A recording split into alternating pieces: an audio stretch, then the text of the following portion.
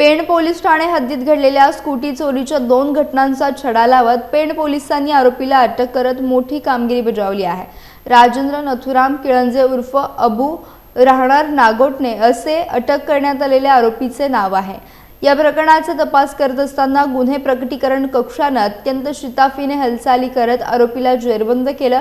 चौकशी दरम्यान आरोपीने दोन्ही स्कूटी चोरी केल्याची कबुली दिली असून त्याच्याकडून लाल रंगाची होंडा ॲक्टिवा आणि निळ्या रंगाची TVS ज्युपिटर अशा 2 स्कूटी जप्त करण्यात आल्या।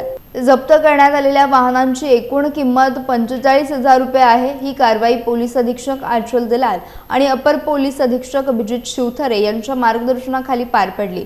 उपविभागीय पोलीस अधिकारी आणि स्थानिक अधिकाऱ्यांच्या सूचनेनुसार गुन्हे प्रकटीकरण कक्षाने सातत्याने तपास करून हा गुन्हा उघडकीस आणलाय। या कारवाईमुळे परिसरातील वाढत्या वाहन चोरीच्या घटनांना आळा बसण्याची शक्यता व्यक्त होत असून नागरिकांनी पोलिसांच्या तत्परतेचे कौतुक केले आहे।